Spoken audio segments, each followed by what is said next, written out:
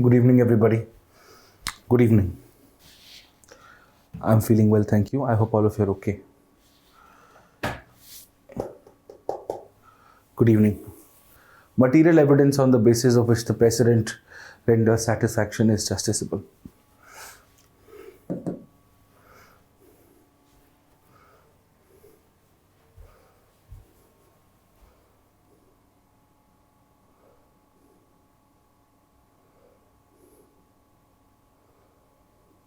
Why is the Supreme Court decision not binding? Anyways, let's start with theme number 5, which is going to have an overlap with theme number 4. We're going to study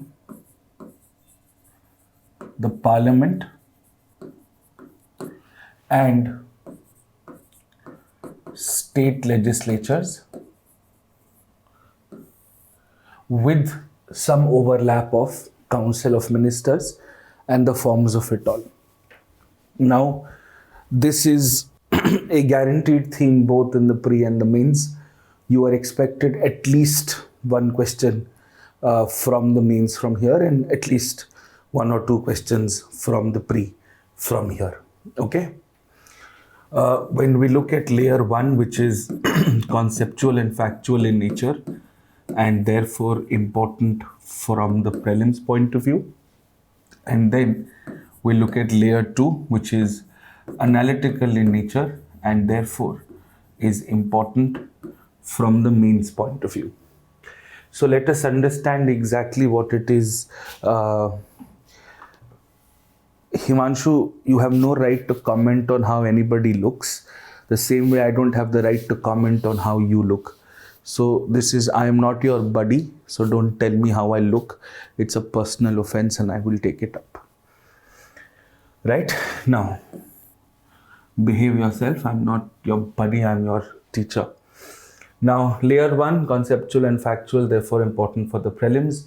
Layer 2, analytical in nature and therefore important for the mains. Now, let's start. As far as layer 1 is concerned, we'll understand how this works.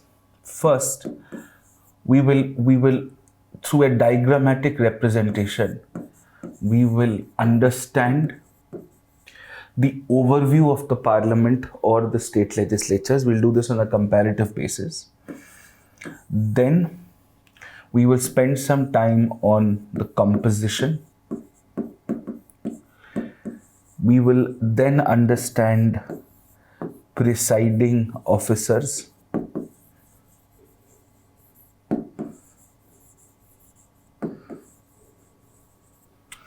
We will then understand elections and disqualifications. We will then understand parliamentary procedures. After we've understood parliamentary procedures, we will spend some time and then we will get into the passage or the legislative business of the House. Once we are done with this, we will spend some time on parliamentary committees. Okay? Now, this topic, Parliament and state legislatures, is a direct topic in your mains syllabus, which is topic number 6. We'll come to that in just a bit. Syllabus point number 6, we'll come to that when we come to layer 2 in the analysis of it. We will pick up our mains issues from layer 1. And first, we'll of course understand a larger principle of presidential versus parliamentary form of government. Then we will understand the cabinet form of government, the one that India follows. Then we will review the presiding officers more specifically the Speaker or Presiding Officer of the lower house. Okay. I've spoken to them, they said they're correcting it. Anyways. So presiding officers of the house, more specifically the Speaker. And then we'll of course look at house performances.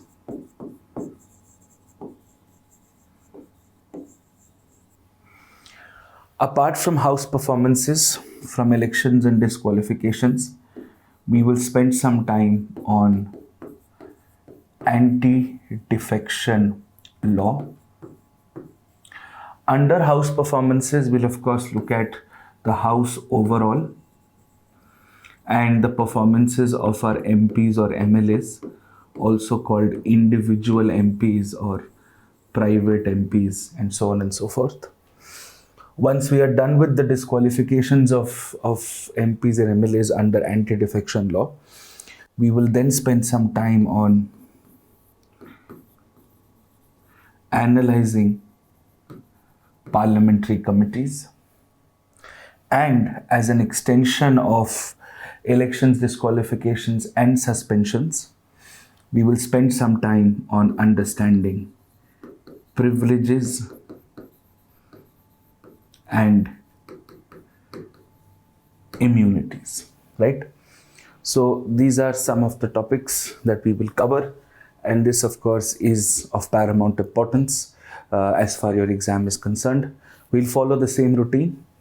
We'll first finish up the basics, and then we'll do previous year questions from the prelims. Then we'll pick up mains, do the analysis in the PDF form correlated to the mains previous year questions. Okay, all right. Now, I'll give you a minute, you can take a note of this.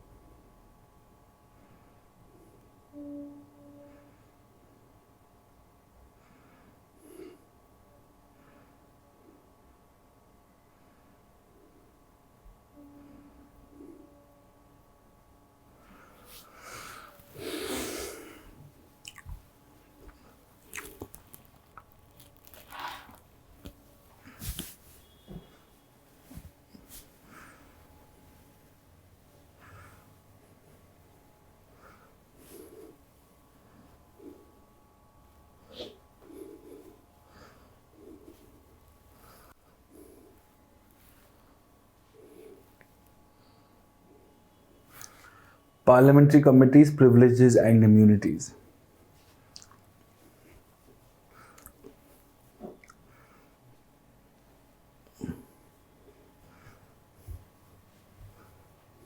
Okay, done.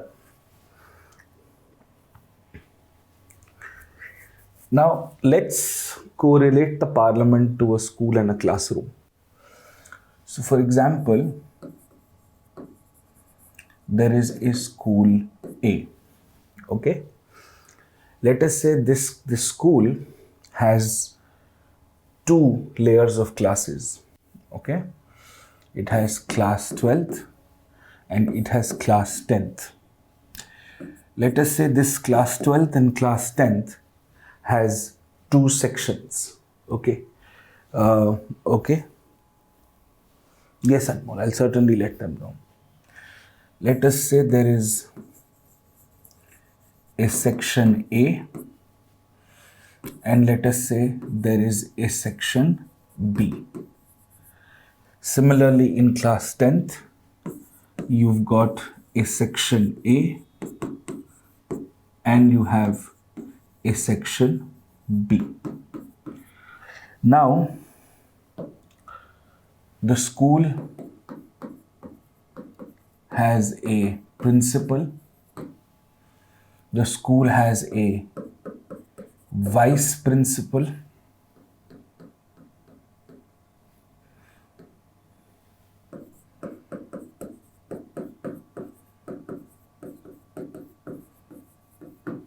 The school also has a headmaster or a headmistress. Right? Now, this is class 1, this is class 2, this is class 3, this is class 4. Now, class 1 and class 2 will have students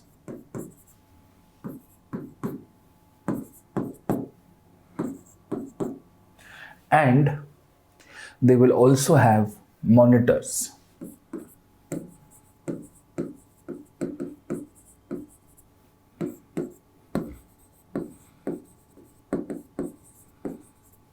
Right?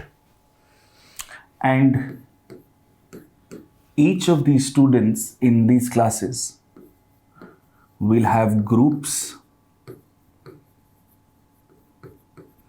and these groups are going to have group leaders.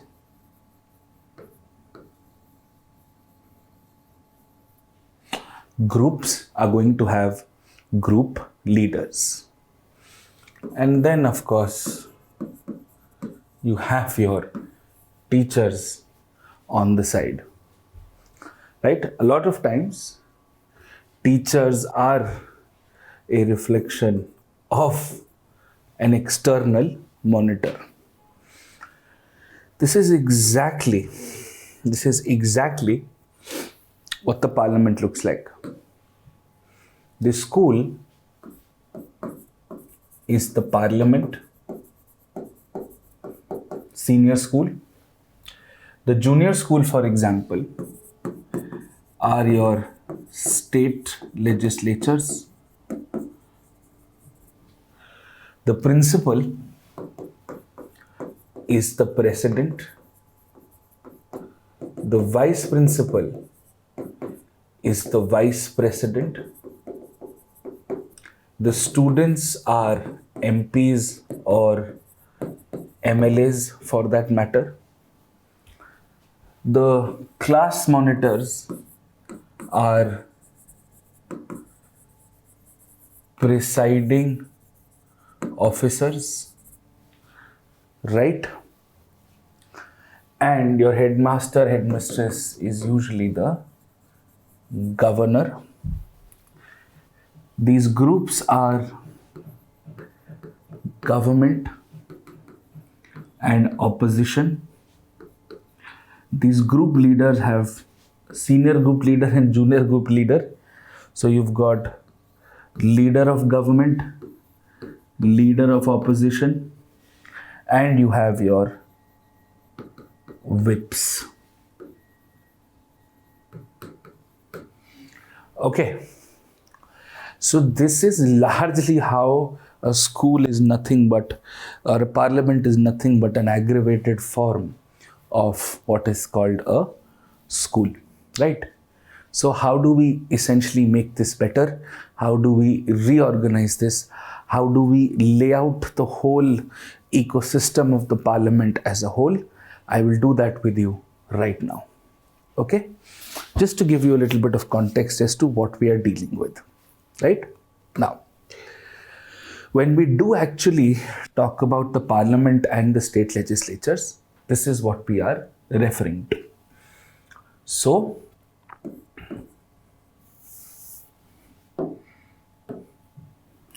you've got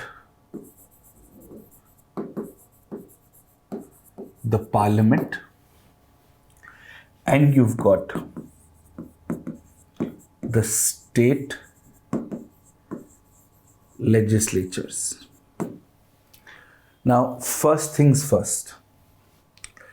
The parliament comprises of the President, the Lok Sabha, and the Rajya Sabha. And your state legislatures, they comprise of the governor, the state legislative assemblies, and in very few cases, in select states only, state legislative councils. Okay, you must remember the president is a part of the parliament but is not a member of the parliament. The president is a part of the parliament but not a member of the parliament. Similarly, the governor is a part of the legislatures but not a member of the legislatures. Why? Because the president, as we understand, is your apolitical authority connecting the three branches of government, and by law is supposed to be apolitical and is supposed to also be the medium of communication between the three branches of government and to maintain the impartiality of it all. So, when the president, for example, this has been in the news, has made a statement to the House, we will study about this called the motion of thanks. The president is addressing the House. The president is performing certain administrative functions for the House, calling the House to order, asking the House to be dissolved. There are some functions, but the president is not a member of the House. The president is not an MP. Similarly, the governor is not an MLA. When we say that you're a part of the House and you're not a member of the House, it basically means you do not vote and you do not participate in the ordinary proceedings of the House. You do not participate in the ordinary proceedings of the House. You do not sit and participate in the discussions of the House. You do not sit and participate on the deliberations of the House. Okay. Now let's understand exactly what we are referring to. Okay. So let's just magnify this portion a bit and let's understand exactly what are the compositions that we are referring to. So when we are referring to the parliament, we understand that at the outset it starts with the president. Then we've got two very specific houses called the Lok Sabha and the Rajya Sabha. This system of having two houses is called bicameralism, and this is something that we have adopted from the UK Westminster form of government. From the UK Westminster form of government. Now let's understand why and how. Now, of course, both of these houses are going to have a certain number of members, right? There are going to be a certain number of members.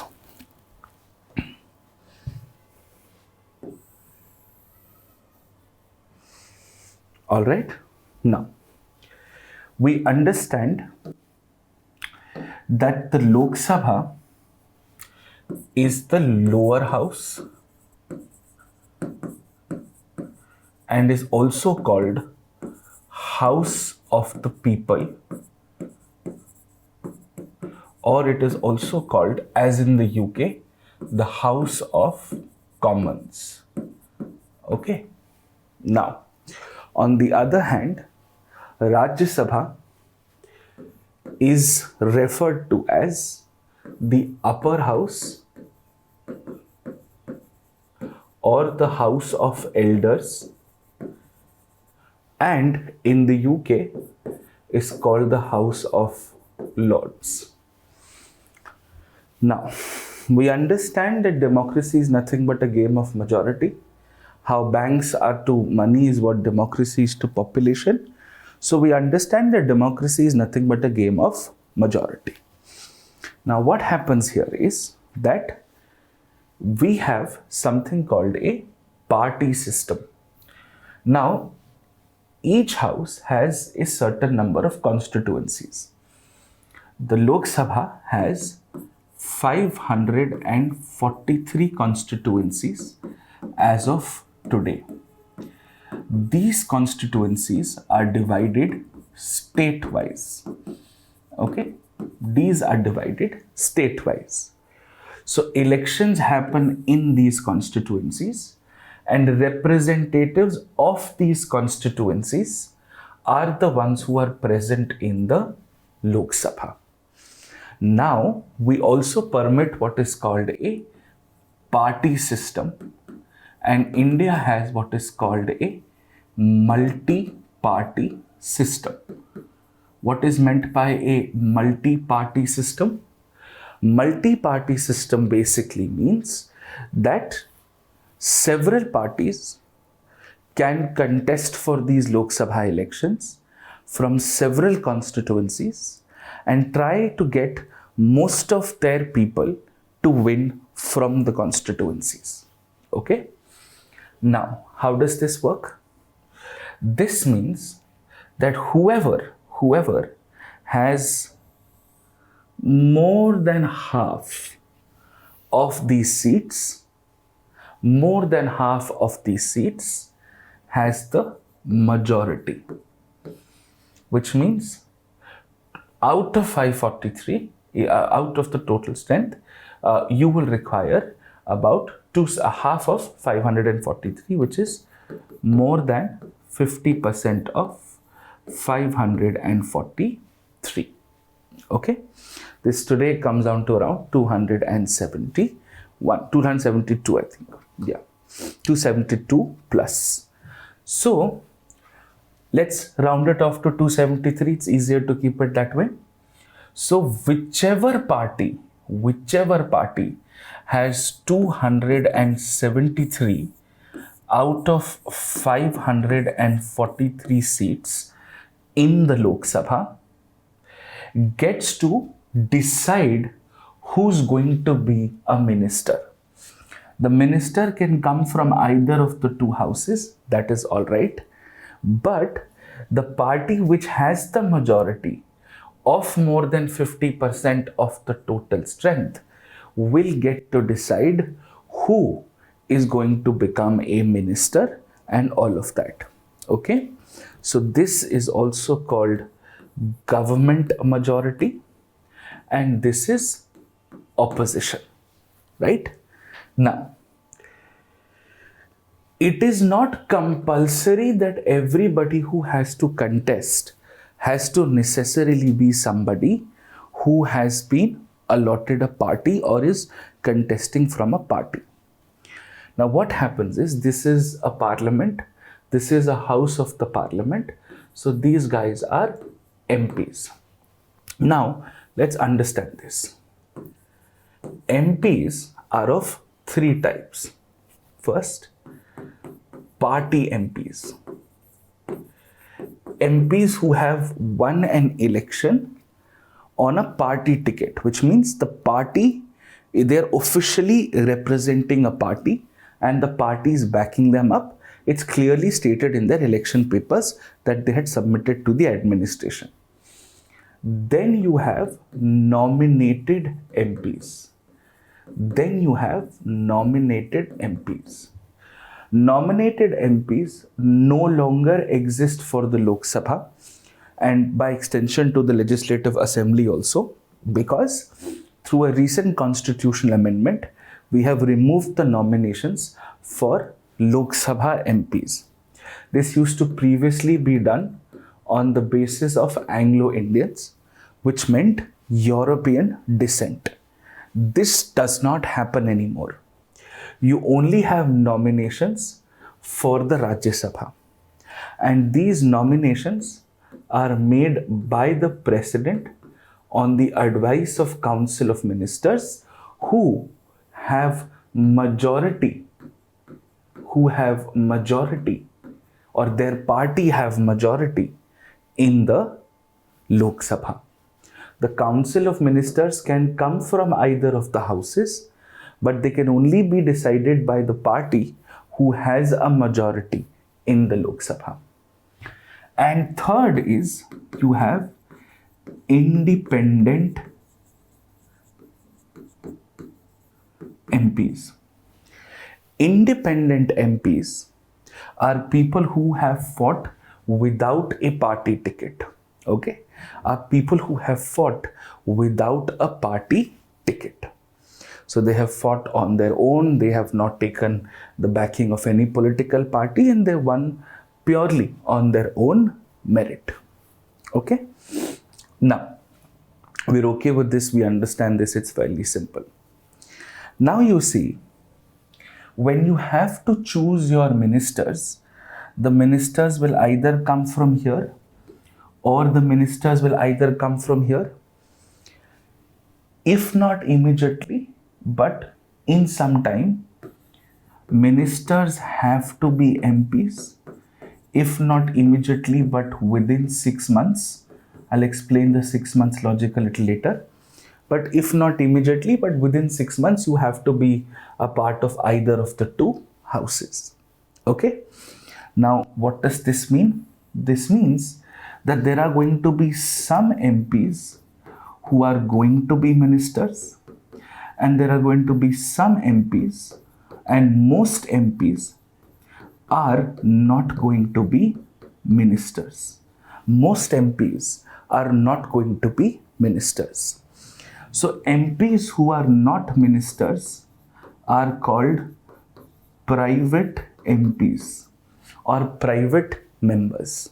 Most of the MPs across both the houses are private MPs, because the Council of Ministers, as we understood through the 97th Amendment 2003, I mentioned this yesterday, cannot be more than 15% of the strength of the Lok Sabha. This is the maximum number, and for legislative assemblies also the same thing, but minimum Council of Ministers are supposed to be 12. Anyways, these 15, this basically means the number of Council of Ministers cannot be more than 15% of the Lok Sabha, but they can come from either of the two houses. That's all right. That's perfectly acceptable. So these are called your private MPs. Okay, most MPs are actually private MPs, right? So this is the broad layout of the houses. Now we have a second house. If we have already divided the country into 543 constituencies, which are arranged according to the states, then we don't need the same system to also exist here, because it would unnecessarily duplicate. So what happens is, there are a specific number of seats in the Rajya Sabha allocated to each state on the basis of their population, and therefore your state legislative assemblies are going to then be the electorate or the electoral college. Remember, we've heard of this word, because these are indirect elections. So MLAs are going to choose people who will represent the state at the Rajya Sabha. This does not mean that MLAs are going to choose amongst themselves. It simply means they're going to choose anyone, but they are the voters to decide who is going to be a member of the Rajya Sabha for that seat which is reserved for that state. And of course, elected MLAs only participate because of rule number 1, democratic mandate, right? So this is the broad ecosystem. Now, what do we understand from here? We understand from here, okay, right? गलत कहते हैं नितिन, पता नहीं कहाँ सुन लिया आपने. Now, this basically means that this is your popular house. This is where you are able to give legitimacy to government, right? And this is your secondary house, in the sense that this house is supposed to represent the federal interests or the state interests, which also means as long as the party has this majority, they can continue to be the government for a usual maximum period of 5 years, okay, for 5 years. But the Rajya Sabha is, because it's chosen from the states, it's chosen from, and the MLAs are electing Rajya Sabha members. There is a distinct difference. The Lok Sabha and the majority party has to do everything within their power to make sure that the people like them, and they have to make sure there are populist decisions. The Rajya Sabha is not bound by such. There is no concept of a political majority formally in the Rajya Sabha. Of course, if for example BJP has the most number of MPs in the Lok Sabha, BJP gets to form government. That's it. And if most states have a BJP government, then a majority of the legislative assemblies in the state are going to have a BJP government, and therefore the members that most of these states are going to send to the Rajya Sabha are also going to be pro-BJP. So most Rajya Sabha MPs may then also support the BJP. But that is it. There is no formal recognition of this. It makes no difference formally of any kind if most members in that house, are from a specific political party from a formal point of view. Informally, in the way bills are voted upon and discussions happen, of course, there is going to be a difference. Now, these are your houses. If one single party is able to get this number, then it is called a majority government. Like we are currently in the 17th Lok Sabha, which started from 2019 till about 2024, and BJP singularly has 303 seats. So they get to decide which MP can be made a minister. And if we really need someone to be a minister, but they're not an MP, you can try to make them an MP through the Rajya Sabha route. Okay? So that the best talent is procured as far as your leadership or your ministership in the country is concerned. Okay? Now, very clearly, the Rajya Sabha, suppose UP has 4 seats. So 4 members, for example, the real numbers are quite higher. So 4 members will be chosen by the UP State Legislative Assembly. It does not mean they will be chosen from the State Legislative Assembly. It simply means they will be chosen by the MLAs, not necessarily from the MLAs. That's something you must remember. And it also does not mean that all 4 have to be chosen at once. We will understand that these can be on a rotation basis from a technical point of view. So if one party is able to get this, then it is called a majority party. If more than one party is required, then it is called a coalition party or a coalition government, right? Now, you may have heard of terms like NDA 1, NDA 2. So, NDA 1 was 2014 to 2019, and NDA 2 is 2019 to 2014, and this is also the 17th Lok Sabha. Now, National Democratic Alliance sounds like a coalition, but in the National Democratic Alliance, the BJP already has the highest vote share. So it is not a coalition is not required. But in UPA 1 and UPA 2, which is the name of the alliance, United Progressive Alliance, this led to a coalition because Congress singularly did not have 273 seats or 50% of the total strength. So this is what is called an alliance, and this is what is called a coalition. Alliance is always pre-poll. Coalition is the format of government. So that's the difference between coalition and alliance. NDA and UPA are alliances, and coalition is an alliance and a coalition where UPA, all the parties who were a part of the UPA alliance were also made they formed the majority government. Okay, so this is how it is. Now,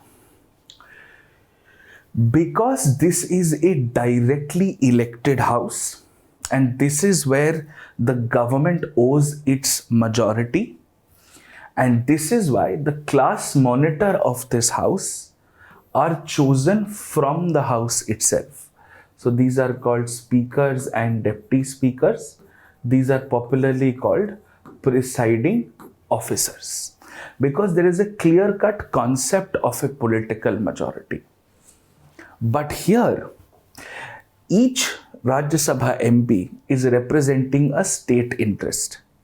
So what happens here is, to avoid the same kind of political majority issues, like if most MPs were from the BJP and you had to choose a presiding officer in the Rajya Sabha, and then in that case you would have chosen a BJP speaker, it would have nullified the point of the second house, which is why the presiding officer of the Rajya Sabha is the Vice President of India ex officio, which means because the person is the Vice President of India, the person is also the chairperson of the Rajya Sabha. And the deputy chairperson or the vice chairperson is chosen from the members of the house. But the chairperson, we'll get into a lot of technical details here in a bit, they are usually chosen from the chairperson is the vice president. Now this is sort of important. Because you are the Vice President of India, you are also the chairperson of the Rajya Sabha. So if you are removed as the chairperson of the Rajya Sabha, you are also removed as the Vice President of India. And when you are removing the Vice President of India, you're also removing the chairperson of the Rajya Sabha. They are codependent offices. Why? Because India is not a presidential system of government. In the US, if the president dies, then the vice president becomes the president for the remainder tenure. But in India, if the president dies, the vice president officiates as the president till the time we immediately have a new presidential election. So most of the job of the vice president, 90% of why the vice president exists in India is because you are managing the Rajya Sabha. That's your primary job.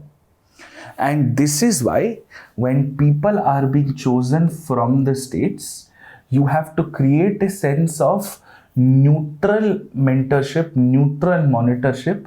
That is why the Rajya Sabha chairperson is the Vice President of India. Okay? All right. Quickly.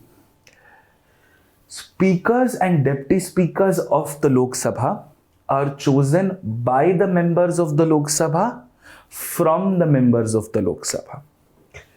Speaker, chairperson of the Rajya Sabha is the Vice President of India, and the Vice President, we'll get into the details, is elected by both the houses and also removed by both the houses, but some primacy will be given to Rajya Sabha MPs. Rajya Sabha MPs are chosen by the MLAs. That does not necessarily mean they are chosen from the MLAs. Okay? So this is your broad layout, and once you understand this kind of a broad layout, we can then get into the seating arrangements of the houses. It will be very easy. This everything just replicates in terms of the Rajya Sabha becomes the council, and the difference is Lok Sabha and Rajya Sabha have equal powers except for one thing, but assemblies always have more powers than the councils. We'll come to those technical details in just a bit. But this is the broad ecosystem. This is how it all runs. Okay? Understood this? Fair enough? Good. The vice presidential salary is inclusive. It's a single salary, so don't worry about it. The first question UPSC aspirants ask is, are they going to get both salaries? Are you worry about getting your salary, Baba? Don't worry about who's getting what salary. I'm fine, Akash, thanks. Okay, clear? Now, you can take a minute to put it together, and then I'll move to the arrangement and the layout.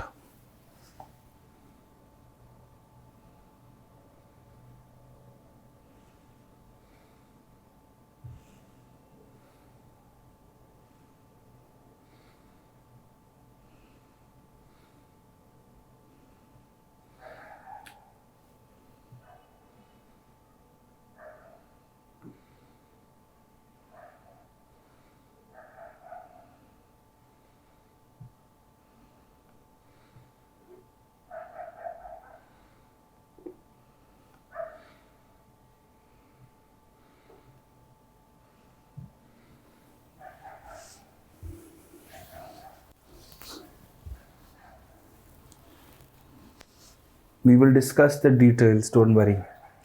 Questions, I'm not taking the questions right now. Just take a note of this. Can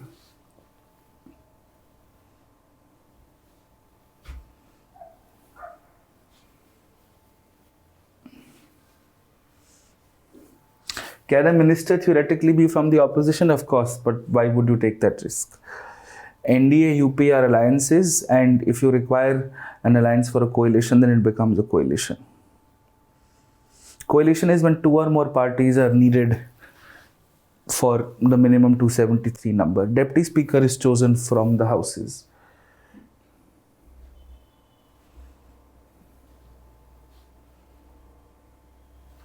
Rajya Sabha MPs are chosen by the legislative assemblies, by the MLAs of the respective legislative assemblies.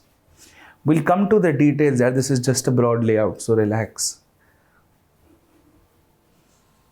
अब है सुना नहीं क्या अपने private MPs क्या होता है? यहाँ मैंने बहुत क्लियरली लिखा है क्या होता है. अगर पढ़ सुन के नहीं समझ में आया तो मुझे बताओ.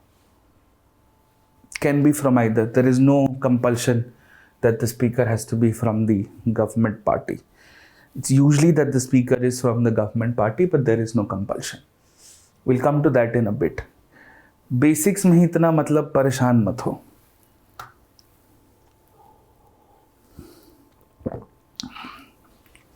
जो एमपी मिनिस्टर नहीं होते हैं वो प्राइवेट एमपी होते हैं और कुछ नहीं. All right. Now Let us broadly understand the layout. Okay? Let's broadly understand the layout. आपने कभी भी नोटिस करा होगा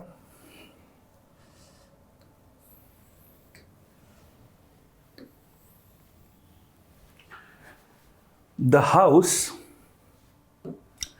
usually sits in a semicircular fashion, है ना? आपने कभी भी नोटिस करा होगा the house usually sits in a semicircular fashion.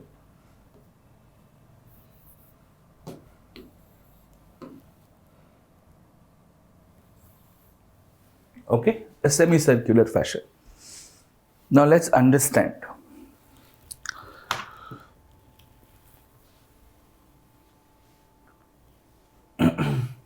Anshul, don't randomly quote current affairs to me.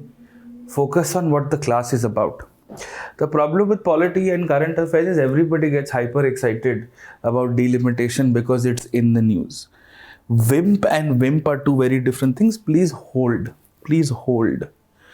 Please keep your questions on hold. Don't get excited. Everything will be very clear. Be patient. Learn to be patient. Okay? Now, this is usually how a parliament looks like.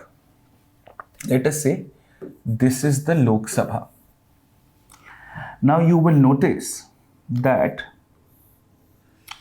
the presiding officer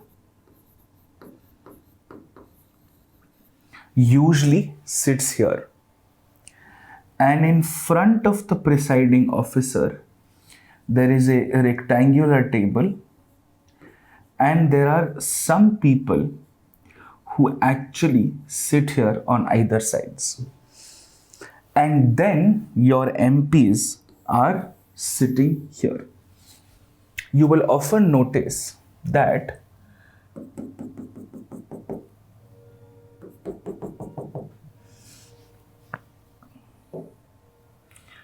MPs belonging to the same political party who has the majority in the house, MPs who come from the same political party as the majority in the government, or majority MPs or government MPs, or not even government MPs, majority MPs. So basically simple करते हैं BJP MPs. BJP MPs will usually sit here, and not just BJP MPs but your NDA MPs, the ones who were anyway supporting the BJP but the BJP doesn't need their support. So BJP and NDA MPs. NDA is a collection of other parties who were anyway supporting the BJP before the 2014 elections. Here, so these are basically majority MPs. Here you will see Congress, you will see Trinamool Congress, you will see Aam Aadmi Party, right? You will see each MP of the opposition party sitting here. Okay? At the back, you will see independent MPs sitting. Independent MPs. These are also called backbencher MPs, who often enjoy educational content on their mobile phones in the course of the session or in the course of the parliament. Ministers, MPs who are ministers, or if another house's MP who's a minister has been called in here, the ministers usually sit in the first few rows. These are called treasury benches. These are called treasury benches. Now, if you look at it from the point of view of the speaker, this is center, this is right, and this is left. So this is exactly how your left, center, and right political philosophies actually originated, or political ideologies or political inclinations originated. So if you are somebody who believes that the government is essential, the government is required for everything, and it's only the government who can make this country better, then you are a rightist. Don't confuse right wing versus rightist. Right wing today has a religious and all that connotation, but that's not what we are talking about. If you are somebody who believes that the government should be the least involved in the affairs of the citizens should be allowed to decide what is right for them, and the government should be a facilitator, then you are somebody who is a leftist. If you are somebody who believes that there should be a balance between the two, and most of us usually are in this category, you are a centrist. And nowadays you have some midpoints here also, that you are right of center. This means that you believe there should be a balance, but there are some things that we are not negotiating. Patriotism, national security is not negotiable. That is something that the government will take care of in the best possible way. We will not hear anything against the government, and therefore and yet for everything else there should be a balance. Then you're right of center. If you're somebody who says as much as possible there should be a balance, but people should be allowed to do what they should do in a government sort of mandated ecosystem, then you are left of center. So this is usually where your political ideologies, your political identities come from. इसका मतलब ये नहीं है कि कल BJP अगर हार जाती है तो बीजेपी लेफ्टिस्ट हो जाएगी. The origin of political ideologies actually comes from the seating arrangement of political parties all across the world. That's the origin of it. इसका मतलब ये नहीं हुआ कि कांग्रेस लेफ्टिस्ट है, टीएमसी लेफ्टिस्ट है, सीपीआईएम लेफ्टिस्ट है, आप लेफ्टिस्ट है. नहीं, इसका ये मतलब नहीं हुआ. ठीक है. So anyways, so this is your broad arrangement. This is broadly how it has been set up. Okay. Now you can take a 5-minute break. We'll now start with presiding officers in the right amount of detail which is necessary. Chaliye. Now,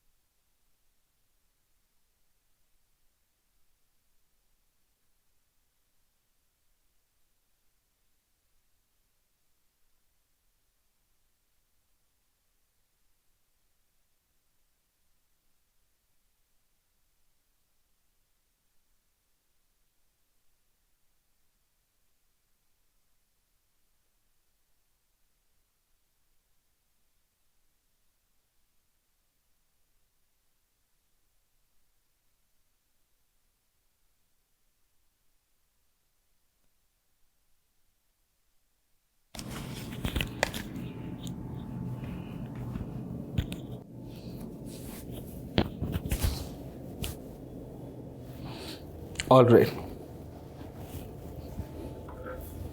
Let's start.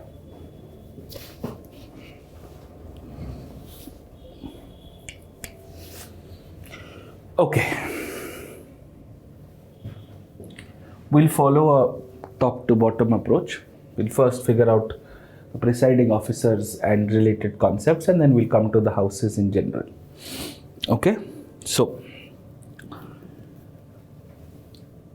legislature, executive, and judiciary are your three branches of government.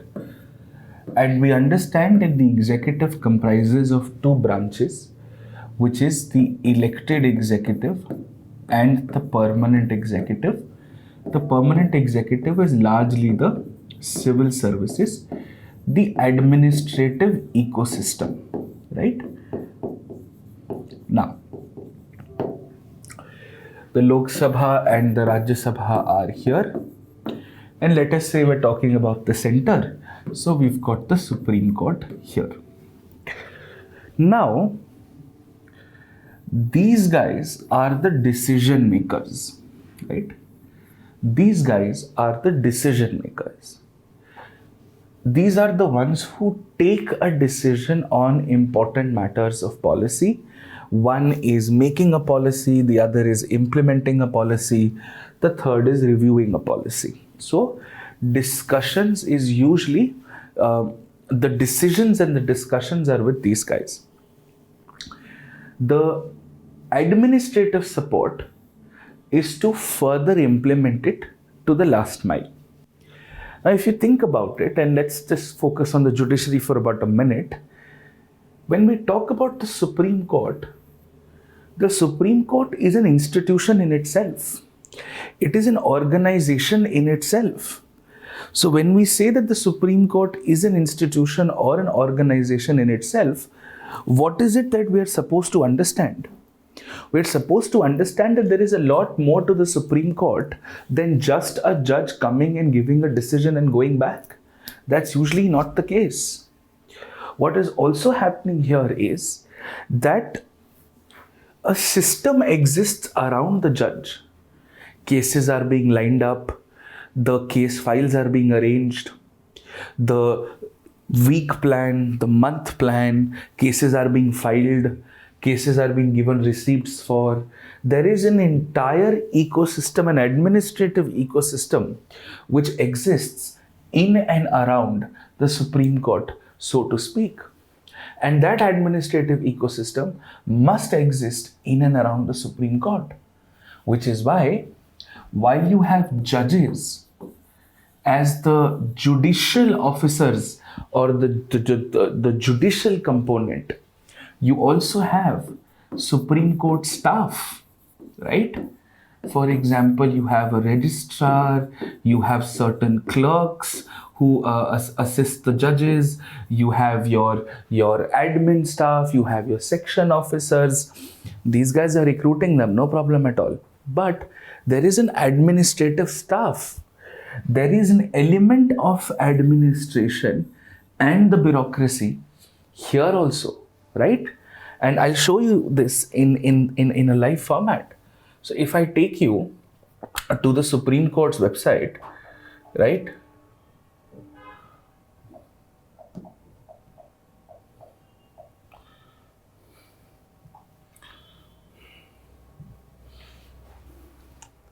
And if you see the Supreme Court website, there is somebody who's handling all of this. If you see, there's a display board, there are vacancies. Do you see there are law officers? Do you see there is recruitment? See, recruitment, law clerk cum research assistant, court assistant, mechanical skill test for chauffeur, judges, the drivers of the judges.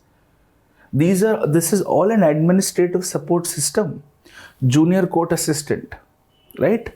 All of these exist in the Supreme Court in a certain capacity, right?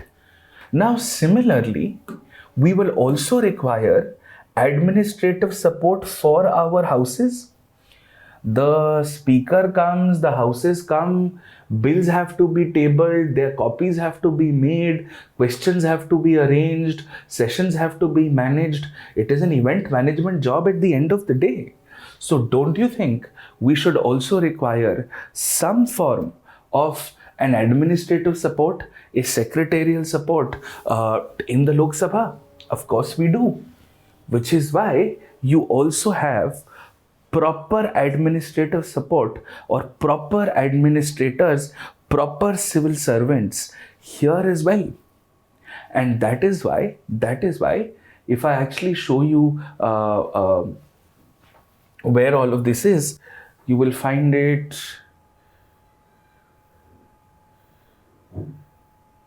here. See, the secretariat.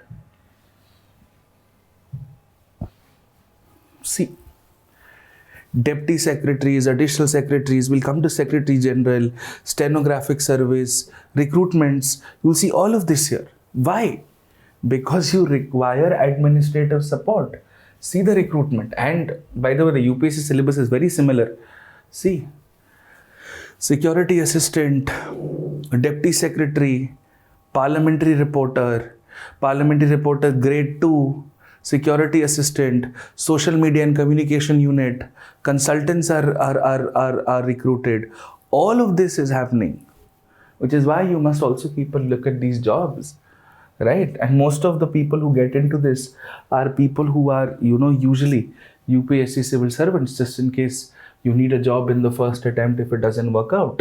So you have a proper office, you have a proper administrative ecosystem which exists in the country as far as, their supports are concerned. So if the head of the administrative ecosystem here at the center is the cabinet secretary who reports directly to the PM, similarly, you have the registrar general of the Supreme Court who works with the Chief Justice. Here also, if you have the speaker, you have the deputy speaker, you also have the secretariat of the Lok Sabha who is headed by a secretary general. This is the administrative head. And because judiciary is separate, this secretary general is of the same rank as that of the cabinet secretary. And of course, keeps a very, very low profile, because here the cabinet secretary is the one who's running the country. I understand that. Here you are essentially running the house. And the powers of the cabinet secretary versus the secretary general will always depend on the quality of the houses, on the productivity of the houses, on the individuality of the houses. Okay, so you must understand this. So when we actually look at any house, okay, this house is going to have two components. There are going to be presiding officers, speaker, deputy speaker, chairperson, deputy chairperson, and then there is going to be a secretariat. These two combined are collectively the House Secretariat or the House Bench. Okay, so as long as there is somebody called the Cabinet Secretary, equivalent, there's somebody called the Secretary General, equivalent to the Cabinet Secretary, that's more than enough. Okay, but just wanted to explain to you that there is an administrative ecosystem which also exists in this kind of a scenario. Now let us very carefully do a comparative review. Let us do a comparative review of our presiding officers.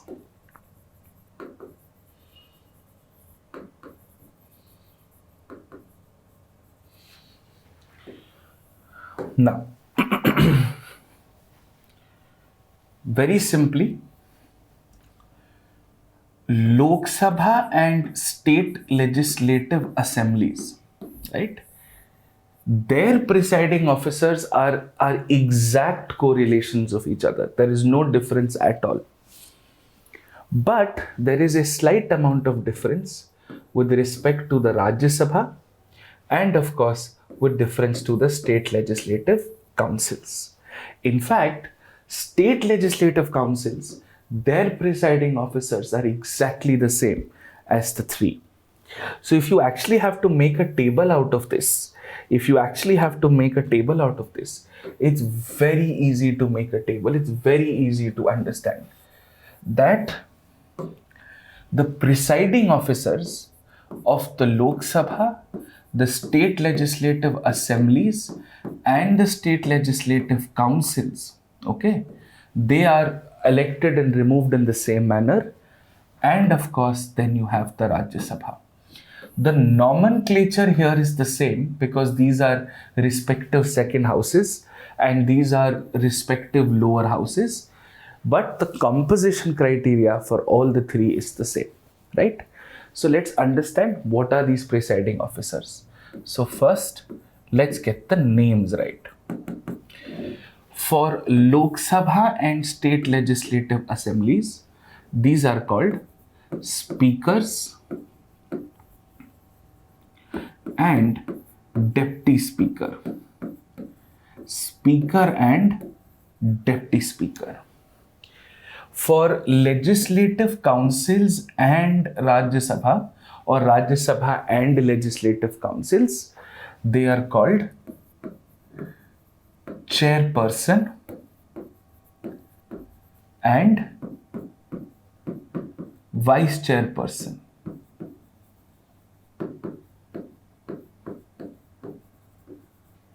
Okay. Now, first question should be in terms of their membership.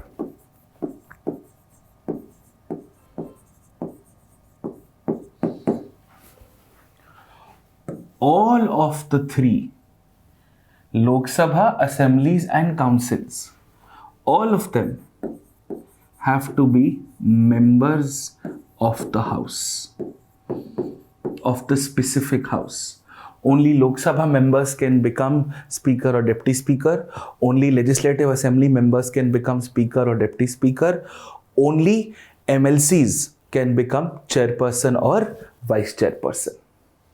Whereas here, the chairperson is the Vice President of India, is a part of the Rajya Sabha, but not a member of the Rajya Sabha, because if you were a member, then you could have not been the vice president, as you're supposed to be apolitical as the second citizen of the country.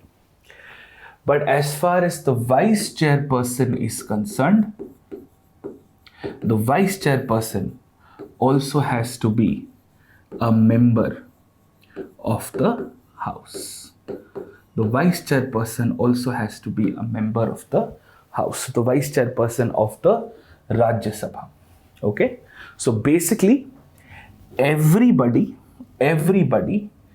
except the chairperson of the Rajya Sabha, everybody except the chairperson of the Rajya Sabha has to be a member of their respective houses for them to be eligible to become a presiding officer, right? Now that we are very clear with this, we will now get into the technical details. What is their basic process of election? In election, we will understand first who participates, what majority is needed, and it's that simple. Okay. Again, the same thing. Election process of all the three Lok Sabha, Council, Assembly and Councils is the same. Respective members participate.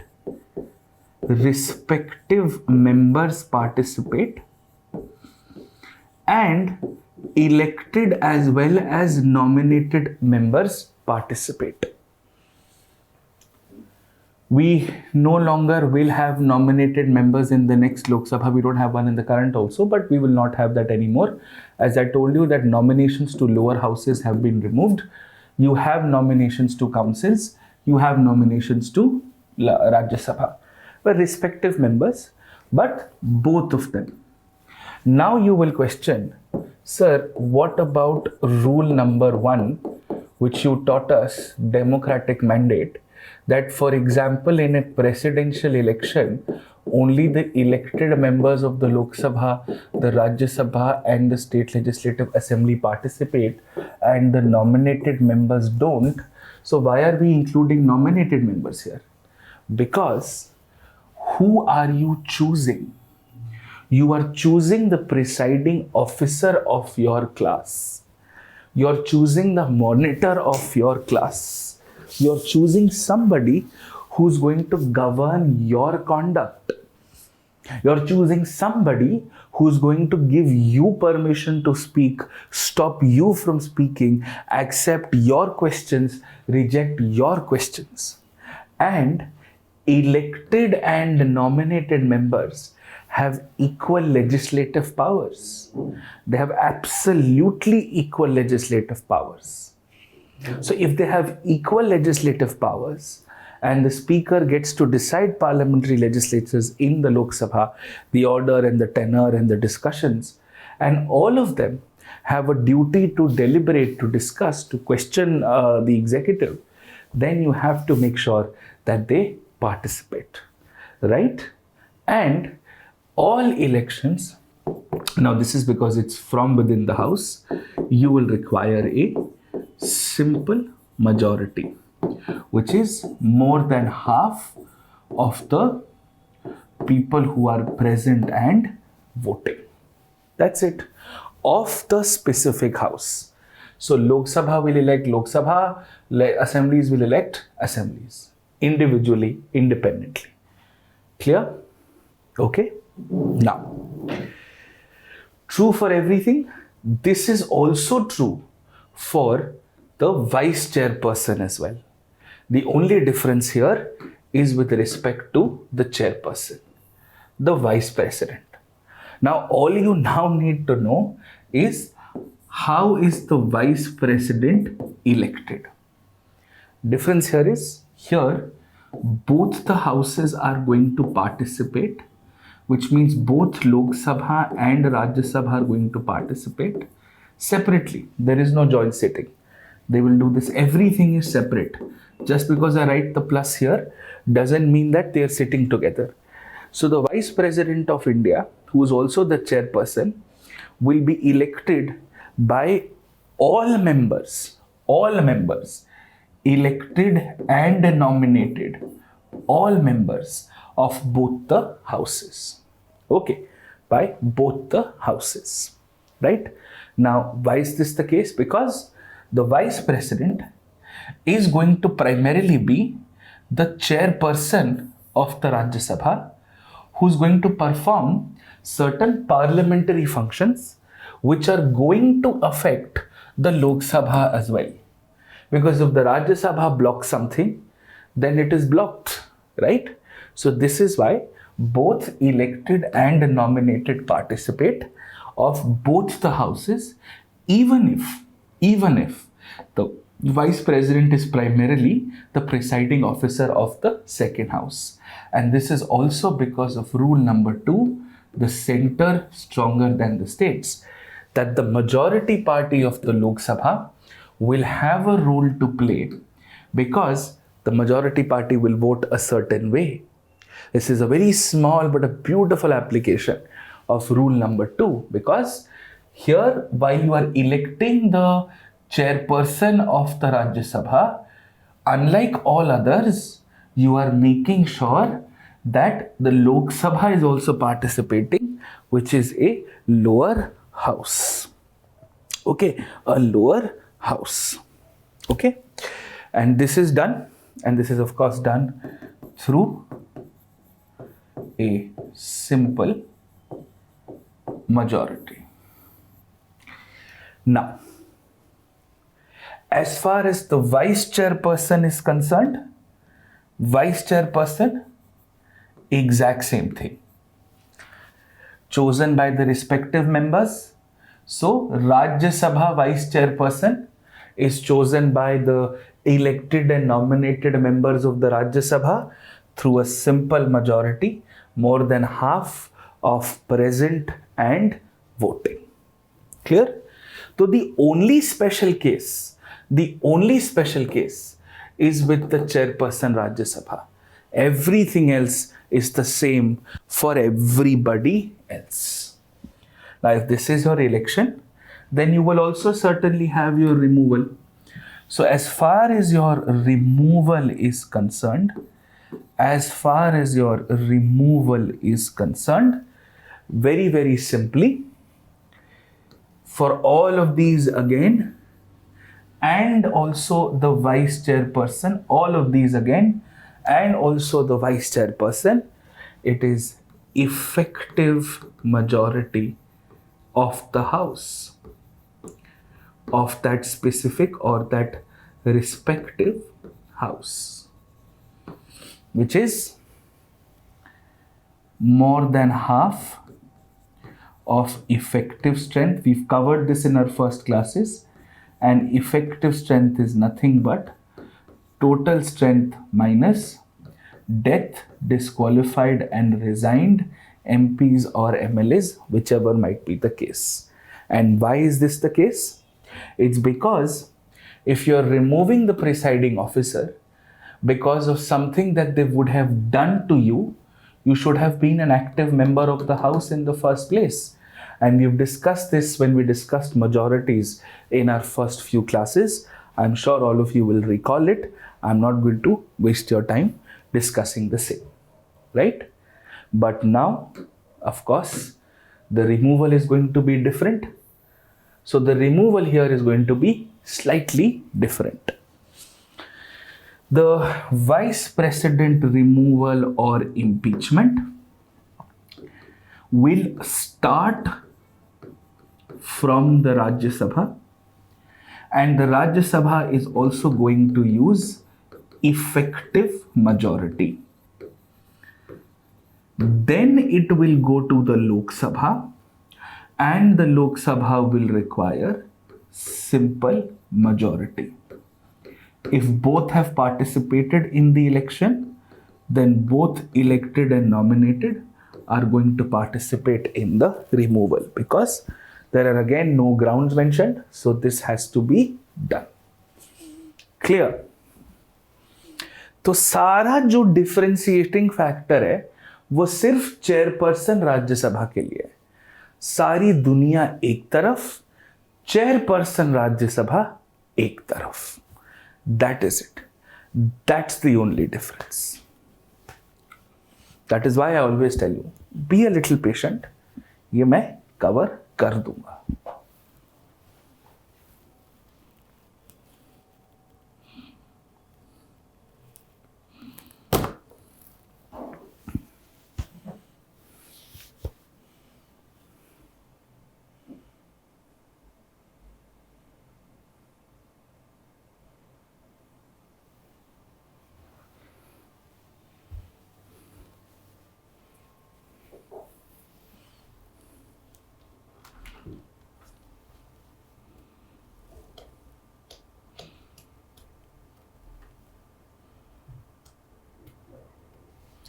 Again the same logic, rule number 2, कि center stronger than the states.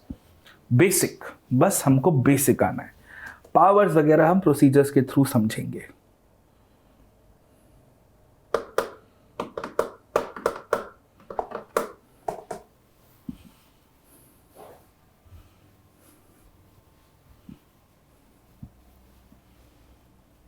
आकाश, क्या लिखा है मैंने यहाँ पे? Why will the Vice President of India be the chairperson of all SLCs? लिखा ना, all SLCs will have their own chairperson. ये chairperson will be respective members of the SLC, will be chosen by simple majority. खुद ही सोचो ना, will the Vice President of India be the presiding officer of all SLCs? मतलब कैसे एक time पे वो 5 जगह कैसे होगा कि जूम मीटिंग लेगा SLC के सेशन की? सवाल पूछने से पहले एक बार सोचो, इज दैट पॉसिबल?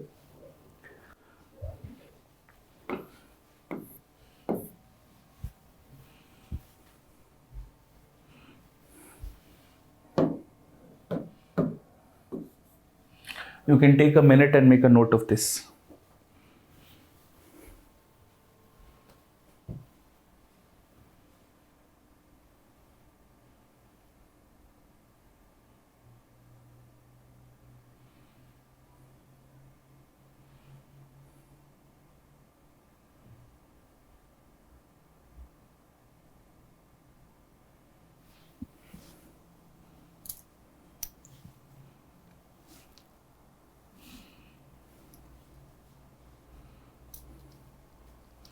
जो मुझसे डीडीआर पूछ रहा है उसको मेजॉरिटी की क्लास याद नहीं है, the first class.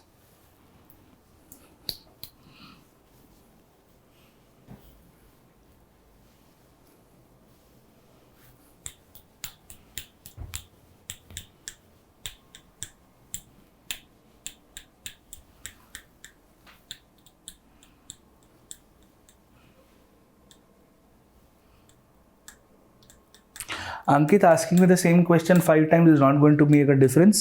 You know, all the magazines usually come out. Yeah, thank you, Ankesh. Thank you. लोग ये नहीं समझते ना अंकेश। यार Ankit, every month I release it by the 10th, तो 2 दिन रुक जाओ ना, मुझे भी पढ़ने का टाइम चाहिए, ठीक है? No, it is not, because even if you're being nominated by the president, that's on the advice of the Council of Ministers, and nominations are made by the governor on the advice of Council of Ministers of the states, they have some form of indirect democratic mandate.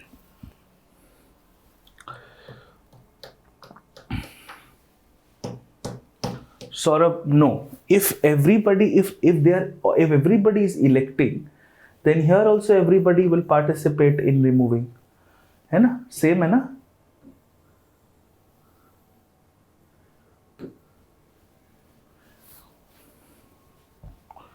Very good Abhishek. Vice chairperson is elected exactly how everybody else is elected from their respective houses. Members of the Rajya Sabha elected and nominated through simple majority elect the vice chairperson of the Rajya Sabha, and through effective majority they remove the vice chairperson of the Rajya Sabha. Okay.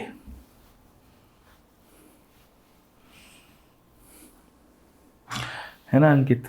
थोड़ा 2 दिन रुक जाओ अंकित, बस Aniket.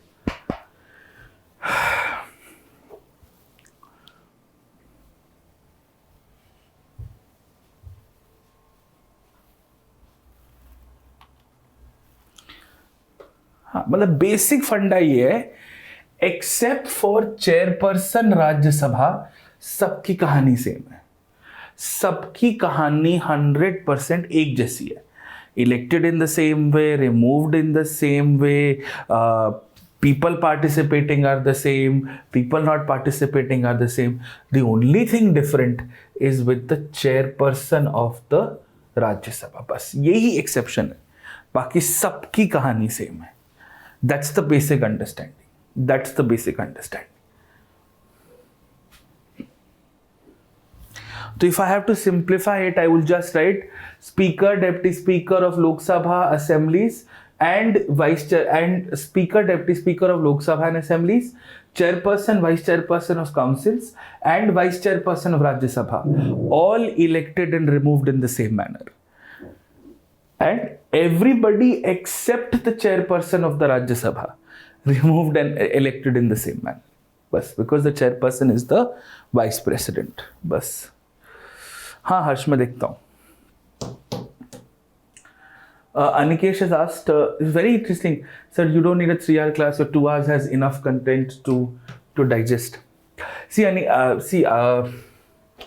Anikesh, what you said is something I actually do believe in. कि from a very student perspective, 2 hours of proper studying is the most that your mind can handle. But क्या होता है ना, और मैं इसलिए, मेरे को इंस्टीट्यूट वाले हर दिन बोलते हैं कि सर आप 4 घंटा 3 घंटा, मैंने कहा नहीं, till the time I know that it is in the interest of the child, कि वो बच्चे को उस तक समझ में आ रहा है, उसके बाद बच्चे का मेंटल ब्रेकडाउन है, उसका सैचुरेशन है, मैं वहीं क्लास रोक दूंगा. So it's I work in that simple, right. Ankit, class के बीच में तो ये सब नहीं ना. ठीक है. And honestly 2 hours of core content is more than enough. जान निकल जाती है. Can you study 2 hours at a stretch and you studying personally? You can't, right. Rupesh, in election of the Vice President of Lok Sabha, MPs to take part. The reasons behind it is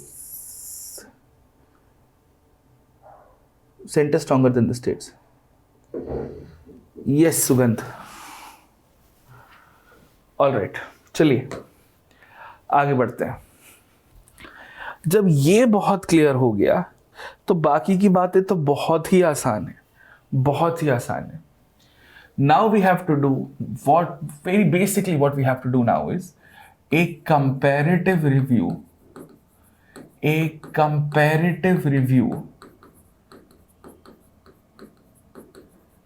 of the houses. A comparative review of the houses. Tuck, tuck, tuck. Right?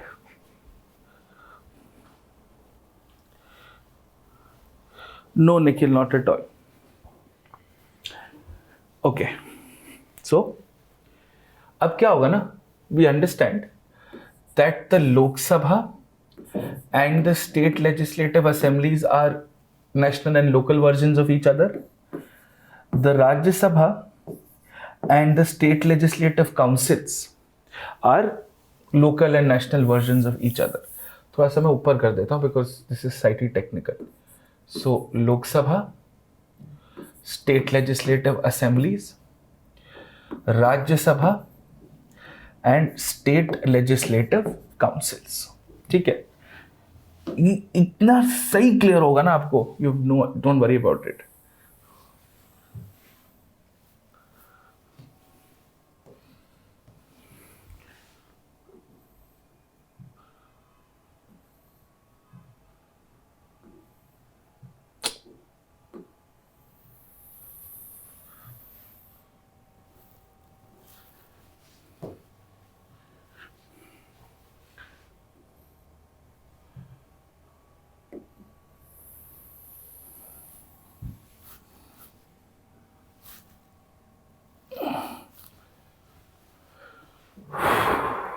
Okay.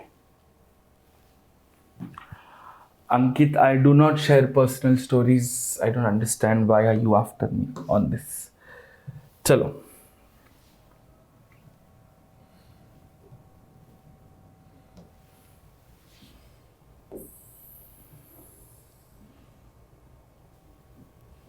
Let's start.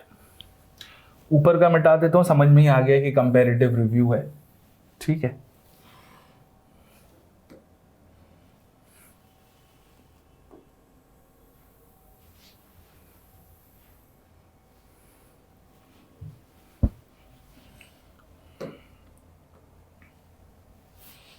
Let's start.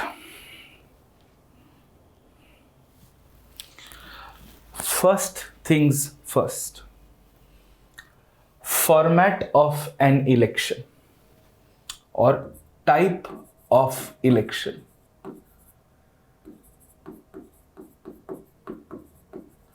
Simple. Direct, indirect, and mostly indirect, with some little forms of direct. ठीक है. Types of election. इसको मैं ऐसे लिख देता हूं ताकि जगह बच जाए.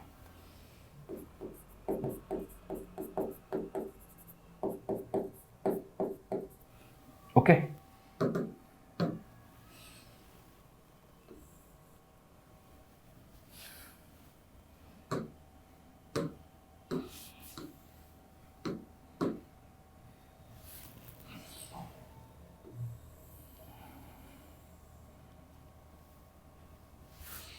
Now,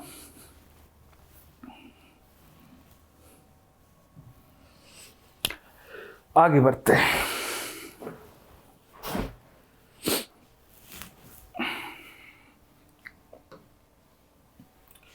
election type. Now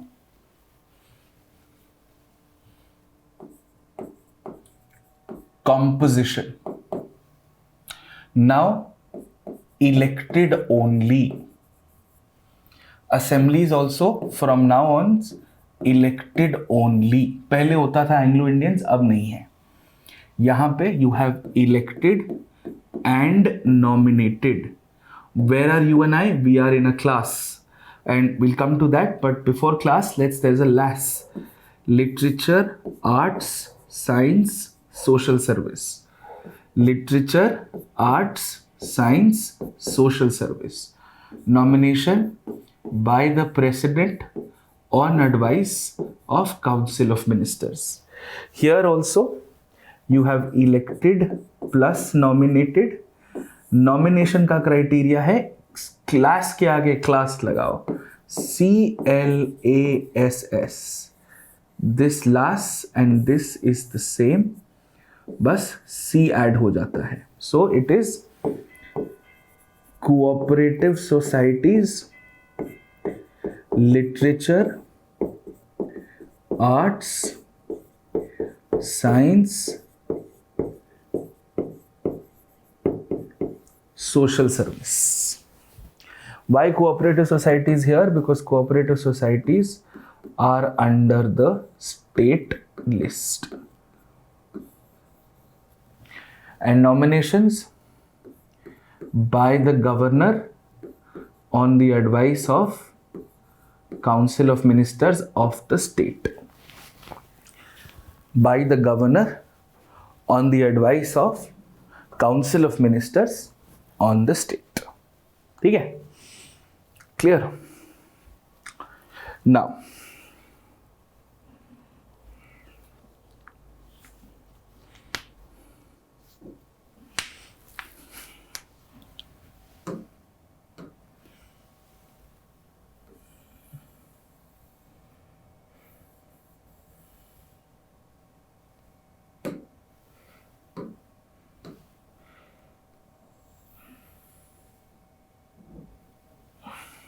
all right, आगे बढ़ते हैं. Next comes duration.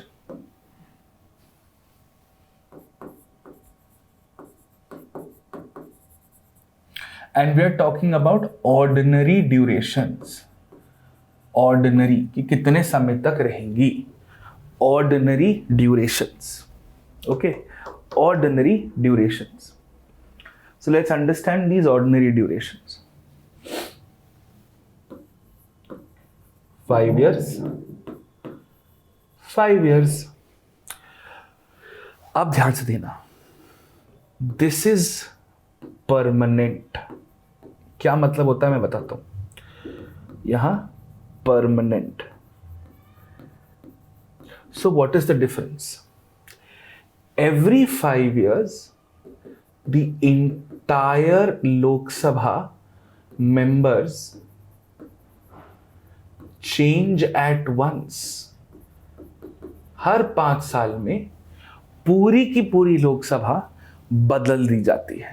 Similarly, every 5 years the entire state legislative assembly, all your MLA members, all your MLAs are changed at once. Here all Lok Sabha MPs are changed at once. यहाँ all your MLAs are changed at once. Ordinarily. जैसे अभी elections हो रहे हैं उत्तराखंड में, उत्तर प्रदेश में, गोवा में, right? Yes, okay. Now permanent. Permanent का मतलब होता है basically all Rajya Sabha MPs don't change at once. Don't change at once. 1/3 of Rajya Sabha MPs retire every 2 years. तो मतलब the tenure of one Rajya Sabha MP is 6 years, 3 into 2. ठीक है, you are a Rajya Sabha MP for 6 years ordinarily, and you are a Lok Sabha MP for maximum 5 years. Exactly the same here. All MLCs don't change at once.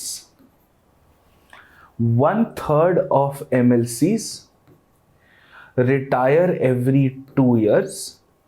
So your MLCs serve for 6 years. इससे continuity आती है house में, और जब पहली बार किया था तो लॉटरी सिस्टम में किया था. ठीक है, इतना बहुत है, प्री में इसके ऊपर नहीं पूछेंगे. So this is what is the difference between a permanent and a non-permanent house.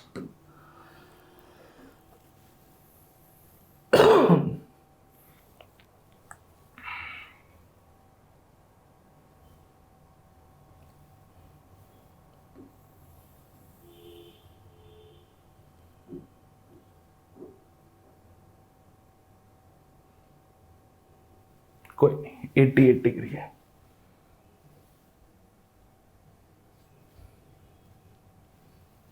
अब ठीक है, ऑल राइट, ठीक है, clear, all right.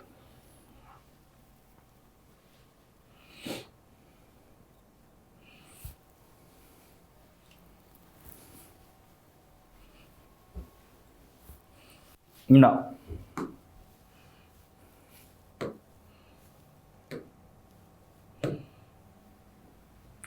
once we are clear with this,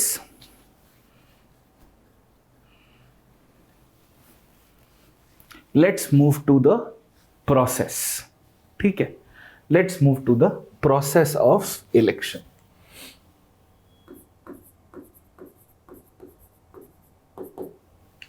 Process, very simple process.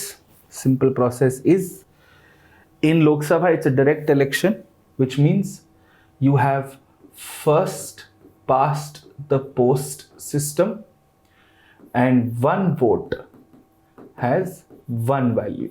ये हमने पढ़ा था.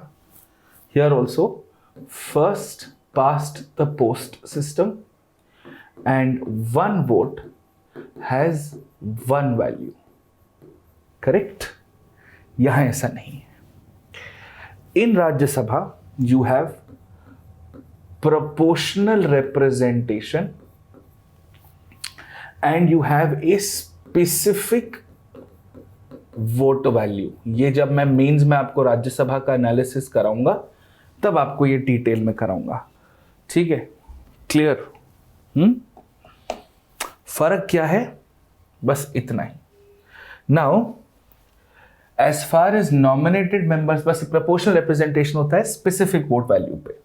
स्पेसिफिक वोट वैल्यू पे मतलब अगर यूपी राज्यसभा सीट वेकेंट है, so for this specific seat x number of seats are going to require and each vote would be counted y number of times. मतलब अगर यूपी का राज्यसभा सीट वेकेंट है तो उसके लिए यूपी के लेजिस्लेटिव असेंबली में इलेक्शंस होंगे और x number of votes required होंगे और वो वोट्स y टाइम्स गिने जाएंगे. एक मेथड है, एक फॉर्मूला है. I will teach you this formula in the layer 2 for the analysis of the Rajya Sabha. Pre में इसके ऊपर नहीं पूछते. ठीक है. Now the SLC part is slightly complicated. ठीक है, slightly complicated.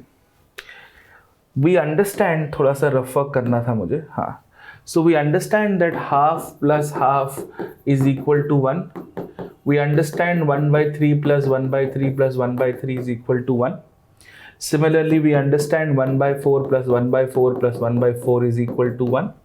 So as long as the fractions add up, you are good. तो यहाँ पे क्या होता है? So let's understand this. In a legislative council sort of a composition, if the total number is 1, right, then you will have 1/12. Okay, now you must understand this will be a 1/12, 1/6, 1/6 ऐसे करके होगा. ठीक है. तो इसको ऐसे कर लो,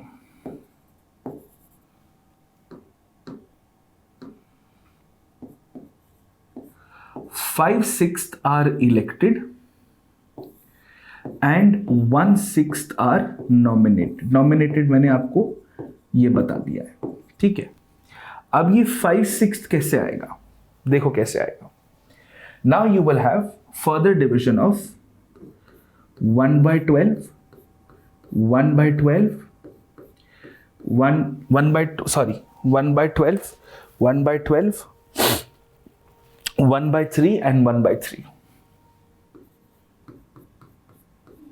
यहां प्लस 1/6 ऐड कर दो, दिस इज स्टिल 1. तो ये जो 1/12 प्लस 1/12 प्लस 1/3 प्लस 1/3 है, ये क्या है? सी, 1/6 is very clear, your nominations. Now इसको ठीक से समझो, इसको बहुत ध्यान से समझो, ठीक है. 1/3 are chosen by the MLAs. 1/3 are chosen by the MLAs. मतलब UP Legislative Assembly will choose some members to the UP Legislative Council by the MLAs, very much similar like the Rajya Sabha, not necessarily from the MLAs. MLAs choose करेंगे अपने आप में से नहीं, किसी को भी खड़ा कर दो, लेकिन MLAs choose करेंगे, ठीक है. 1/3. Another 1/3 will be by local bodies. Another 1/3 is going to be by local bodies. अब ये local bodies क्या हुआ?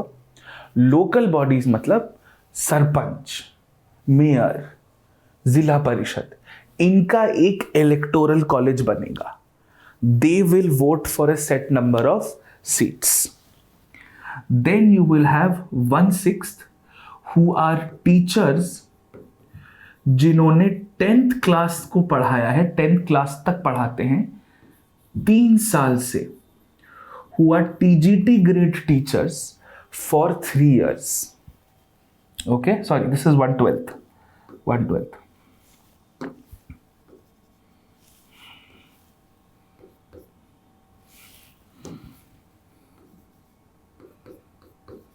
And 1/12 are graduates from 3 years ago. यहां टीचर्स का 3 साल का कम से कम एक्सपीरियंस होना चाहिए. यहां 3 साल पहले आपको ग्रेजुएशन कर लेनी चाहिए. Which means if there is a legislative council election in your state and if it is in 2022, then you should have graduated in 2019. Okay, clear? Bas. Very interestingly, and this is of course by elected MLAs only, but very interestingly, India may not have a qualification to contest election, but you definitely have qualifications for voters. कि मतलब teacher नहीं हो तो आप council के लिए vote नहीं कर सकते, ग्रेजुएट नहीं हो तो आप काउंसिल के लिए वोट नहीं कर सकते. But even if you haven't gone to school, you can contest for an MLC election. So your voters are necessarily, some of your voters are more educated than your electors. Some of your voters are more educated than your electors. ठीक है, clear. सो ये fractional है.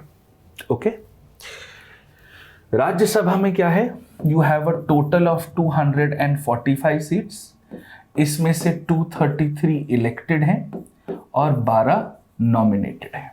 ठीक है, 12 nominated है. Lok Sabha currently has 543 seats. 2 nominations होते थे, वो हटा दिए हैं. Now comes the interesting part. The interesting part here is that the strength of the legislative assembly, okay, the strength of the legislative assembly will range between 60 to 500. और ये strength parliament decide करेगी. There will be some exceptions like Sikkim etc. जहाँ 40 है because of the population numbers, but the range is more or less this, and depending on this range, the total strength of the councils will also exist. Wherein, as far as the councils are concerned, you can have a minimum of 40 members with certain exceptions. Sikkim में और कम होंगे अगर होती तो. And the maximum strength of the council can be 1/3 of the strength of the legislative assemblies. Maximum strength can be 1/3 of the strength of the legislative assemblies. अब यहाँ पे comparison देखो कैसे center stronger than the states है. If you compare 245 and 543, this is almost twice.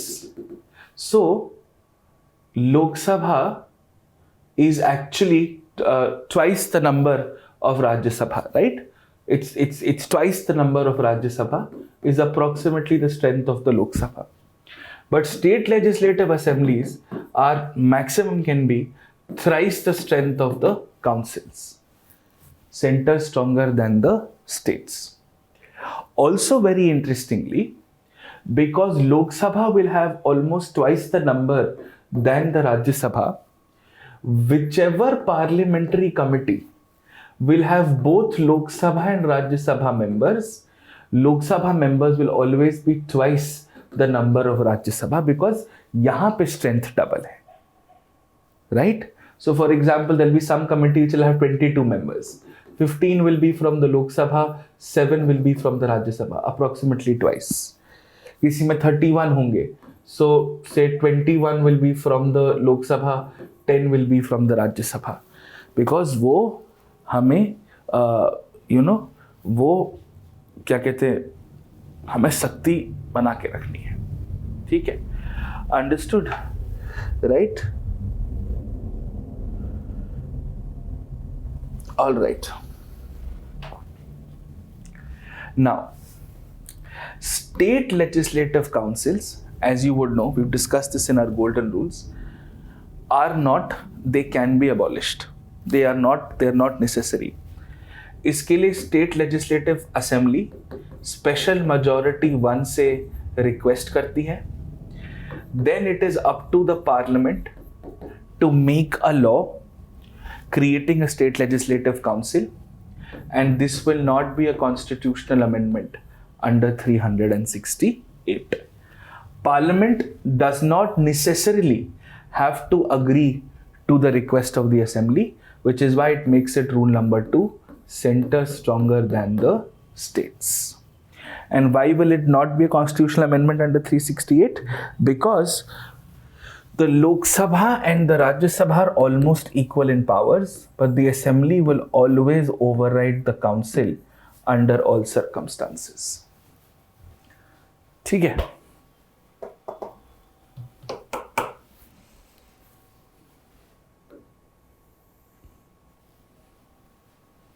तो ये direct और indirect कैसे हुआ? बिकॉज पार्ट्स ऑफ इट, जैसे teachers and graduates are direct elections, and MLAs and local bodies are participating such an indirect election.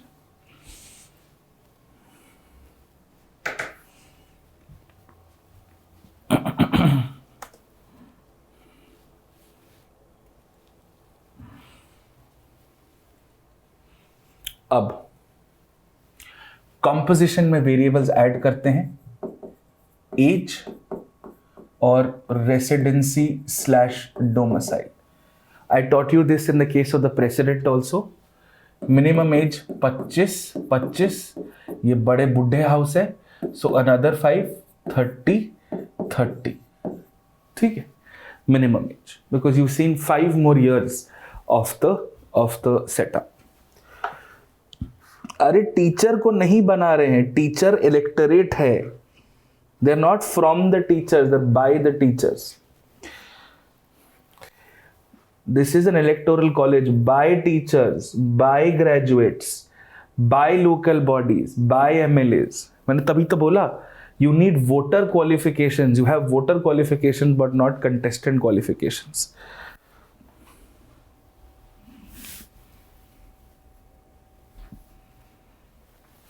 अरे every member will be removed after every 6 years, whether you're an elected or a nominated one. ठीक है? Now, you can contest a maximum of 2 Lok Sabha seats, and we'll do this in electoral reforms, but no residency / domicile. अब देश भर में किसी भी 2 Lok Sabha constituency से contest कर सकते हो. Here you require residency and domicile, or you require residency, which means you have to be from the state. You must be a registered voter in that state to contest an MLA election from there because of rule number 1. And as far as Rajya Sabha is concerned, there's a very interesting political story behind it. The political story is that before UPA 1, you required residency or domicile from that state because you are a representative of the state. पर जब मनमोहन सिंह की government आई, मनमोहन सिंह साहब को PM बनाया, he had 6 months to become an MP, but there were no empty seats in the Lok Sabha that they could really run out of. बस गुवाहाटी में आसाम की एक सीट की राज्यसभा वैकेंसी थी. So they changed the law. If you can't change the law, you change the law. So the UPA government changed the Representation of People's Act and said Rajya Sabha MP के लिए भी residency नहीं चाहिए. All political parties agreed because eventually this is in the interest of all political parties. So यहाँ पे भी अब residency domicile नहीं चाहिए. But councils में residency / domicile चाहिए. ठीक है? Understood. बस. So this is your broad composition. This is your broad basic composition. Removals we'll do separately because there are multiple laws involved. बस यही है. No akshat. There is no classification.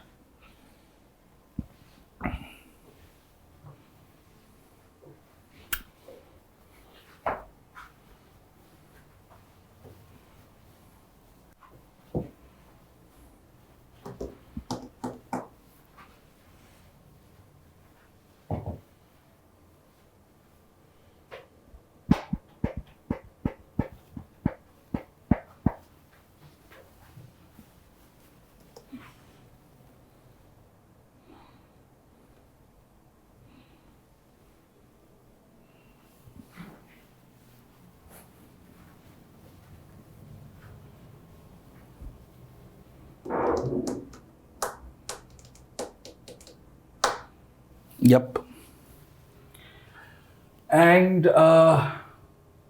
as far as our broad outline is concerned, I think our overview, composition, presiding officers and elections part is over. We are left with disqualifications, procedures, passage in committees. इसमें 1.5 घंटा का लगेगा. I think we can move to layer 2 also then. ठीक है?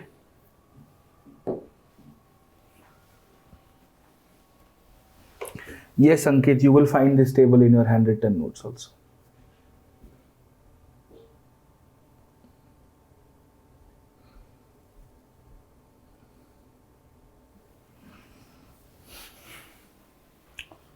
All right.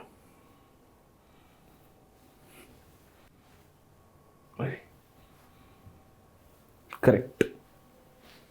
So this is your electorate. These are by. Suppose a legislative assembly has 300 members, 300 MLAs. Then the maximum strength of the council can be 100. अब उस 100 का 5/6, ठीक है, will be elected, 1/6 will be nominated. ठीक है, उसमें से 1/12, 1/12, 1/12, 1/3, 1/3, मतलब 33 MLAs will be 33 MLCs will be chosen by MLAs, 33 MLCs will be chosen by local bodies, then 12 will be chosen by teachers, another 12 will be chosen by graduates. ऐसे करके 12%, 10%, basic maths कर लेना भाई.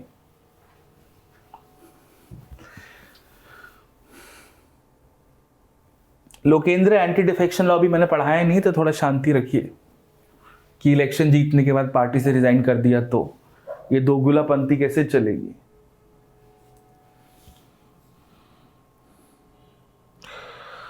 All right, thank you.